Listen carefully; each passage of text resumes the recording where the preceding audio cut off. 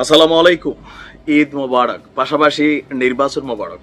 দেশে বিদেশে যে যেখান থেকে আমাদের আজকে এই ভিডিওটি দেখছেন, আশা করি সবাই ভালো আছেন এবং পরিবারের সাথে অথবা প্রবাসে ঈদুল আজহা পালন করেছেন। আল্লাহ সবাইকে সুখ শান্তি সমৃদ্ধি দান করুক। তো যাই হোক, আজকের দিনে আমার মনে হচ্ছে ঈদের দিন আরো একটা ভালো সুখবর দিয়েছে আমাদের প্রধান উপদেষ্টা ডক্টর মোহাম্মদ ইউনূস।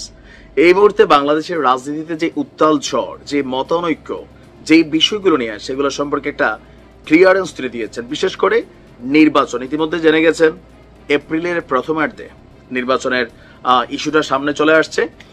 আর আরেকটা বিষয় ছিল সেটা হচ্ছে করিডোর। করিডোরের যে আলোচনাটা সারা বাংলাদেশে ছড়িয়ে পড়েছে, সেটা কিন্তু আমাদের সরকারের ভেতর থেকেই একজন উপদেষ্টা তিনি প্রথম আলোচনা করেছিলেন।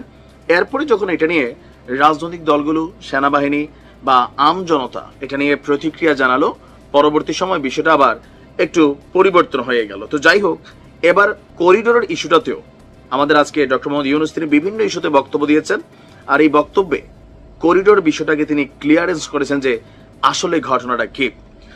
মিয়ানমারকে করিডোর দিয়েছে আসলে এরকম প্রচার হয় নাই যে দিবে।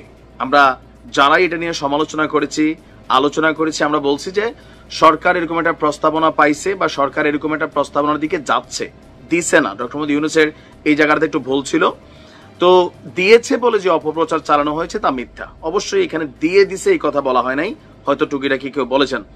তিনি বলছেন যে রাখাইন রাজ্যে মানবিক বিপর্যয়ের জন্য একটি ত্রাণ চ্যানেলের প্রস্তাব করেছিলেন জাতিসংঘ মহাসচিব।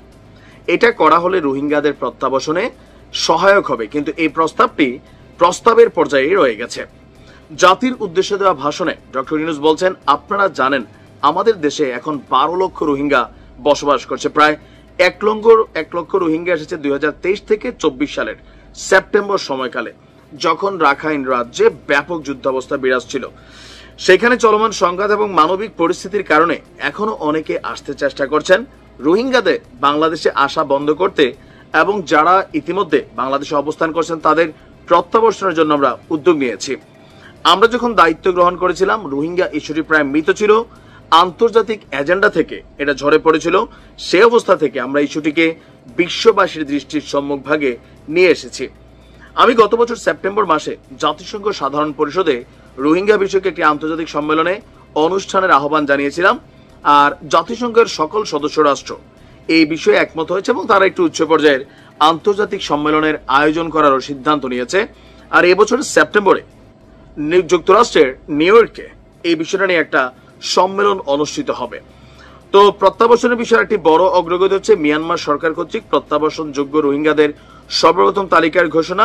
আর গত এপ্রিল মাসে ব্যাংককে বিমস্টেক সম্মেলনের সাইডলাইনে আলোচনার সময় মিয়ানমার সরকার প্রথমবারের মতন 1,80,000 রোহিঙ্গা প্রত্যাবাসনের ঘোষণা দিয়েছে।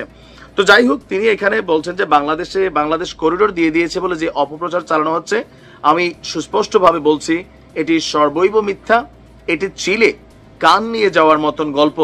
যারা অসত্য কল্পকাহিনী বানিয়ে বাংলাদেশের মানুষকে বিভ্রান্ত করে অশান্তি সৃষ্টিতে নিয়োজিত, এটা তাদের শিল্পকর্ম। তো যাই হোক, আমার মনে হয় ডক্টর মোহাম্মদ ইউনূসের কাছেও তথ্য চাইতে একটু ভুল হয়।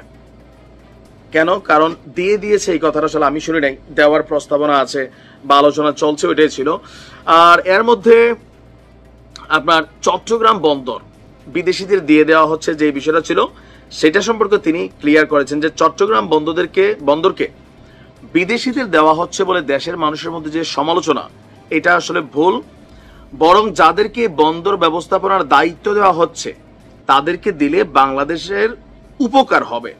তাদের কাছ থেকে বন্দর পরিচালনার শিক্ষা নিয়ে একদিন বাংলাদেশের মানুষরাই আপনার আরো স্কিলড হবে, ডেভেলপ হবে এবং বিশ্বব্যাপী কাজ করার সুযোগ পাবে।